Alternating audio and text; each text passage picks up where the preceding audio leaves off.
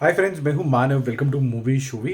यहाँ पर अभी हम डिस्कस करेंगे एक मूवी जो कि coming of age romantic drama है और इसका नाम है अलोंग फॉर द राइड। और ये आपको नेटफ्लिक्स पे देखने को मिल जाएगी।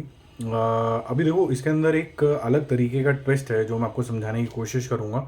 बहुत से लोग इसको एक नॉर्मल रोमांटिक ड्रामा की तरह समझेंगे और वो बोलेंगे कि यार हमने तो ऐसा बहुत कुछ पहले देखा हुआ है। But let me tell you, देखो दो नज़रिए हैं। अगर आप हिंदुस्तानी हैं तो जो आपके पेरेंट्स हैं तो वो आपको बोलते हैं बेटा ये मत करो, वो मत करो, ऐसा रहना है वैसा रहना है, ये आपको लाइफ में ये बनना है वो बनना है, ये सब आप करते हो।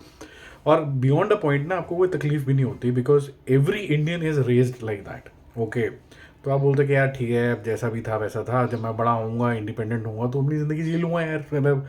और वो भी ऐसा नहीं है कि मतलब मैंने मिशन स्टेटमेंट बना रखा है कि मैं ऐसा कुछ करूँगा।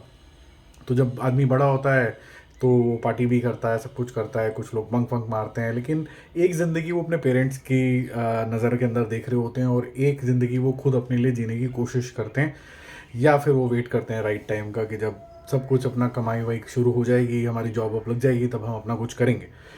और एक नज़रिया होता है जहाँ पर एक जिसे कह सकते हैं फिरंग अमेरिकन टीनेजर का, जो कि अभी यहाँ पर भी मुद्दा दिखाया जाता है। अब इनका माइंडसेट कैसा होता है? इनका माइंडसेट ऐसा होता है कि अगर आपने the whole country is a free spirited set of free spirited people, अगर इस तरीके का माइंडसेट है तो आसपास आप देखते हो कि जितने भी बच्चे हैं आफ्टर अ सर्टन एज वो अपनी मन की चीज़ें कर रहे हैं। लेकिन एक बच्ची यहाँ पर दिखाई जाती है, ठीक है, जो अपनी मन की मर्ज़ी ज़्यादा कर नहीं पाती, क्योंकि उसके जो पेरेंट्स भी होते हैं वो थोड़े इंटेलेक्चुअल काइंड के होते हैं। एक नॉवलिस्ट होता है, एक लेक्चरर होती है उसकी माँ, और उस तरीके से उसको कंट्रोल करके रखा जाता है कि आपको यही करना है, यही तमीज़ के दायरे में रहना है, आपको अपनी करियर के बारे में सोचना है, बट लड़कों के बारे में नहीं सोचना है, प्रॉम नाइट्स के बारे में नहीं सोचना है। तो आपका वे ऑफ थिंकिंग वैसा ही हो जाता है। और आप जब बहुत ज़्यादा इंटेलेक्चुअल हो जाते हो ना, तो आपका हर चीज़ पढ़ने का जो तरीका होता है वो थोड़ा सा डिफरेंट हो जाता है। You become too judgemental in nature. Now because when you become too judgemental in nature, ये तो ये वुमन जो लीड है हमारी यहाँ पर, जो लड़की है, ये बहुत ज़्यादा रीड करने लग जाती है लोगों को, और फिर जजमेंटल होने की वजह से कुछ ना कुछ ऐसा बोल देते हैं कि उसके दोस्त बनते नहीं हैं। तो जिसकी वजह से जो उसका एक्चुअल टीन एज होना चाहिए वैसा उतना अच्छे तरीके से बीतता नहीं है, फ्रेंड्स ज़्यादा नहीं है, मस्ती मजाक ऑब्वियसली मिस हो जाता है। तो ये बेसिकली कहानी का प्रेमाइस है।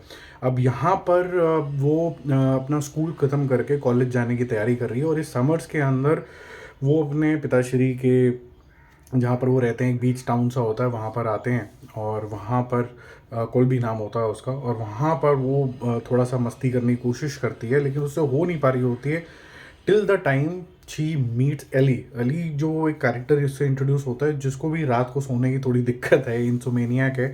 अब ये दोनों मिलते हैं, गुफ्तगू करते हैं, पहले फ्रेंडशिप होती है एक दूसरे से, जो पास्ट हैं वो धीरे धीरे डिस्कवर होते हैं, और एक बहुत ही अच्छी सी एक थोड़ी सी रोमांटिक फ्लेवर आना शुरू हो जाता है। दोनों का हंसी मजाक आपको अच्छा लगेगा, बहुत जेन्युइन आपको केमिस्ट्री लगेगी यहाँ पर।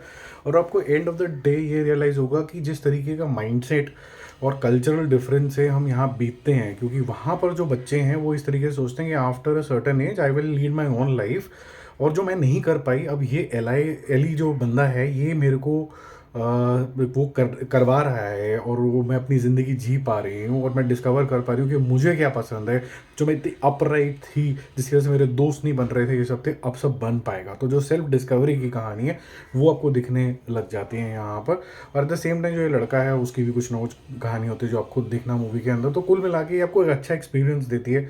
जिस तरीके की दुनिया के अंदर इसको शॉट किया गया है वो आपको बीच एरिया बहुत बढ़िया लगेगा, बिल्कुल पार्टी प्लेस भी लगेगा, बहुत सीरीन भी लगेगा।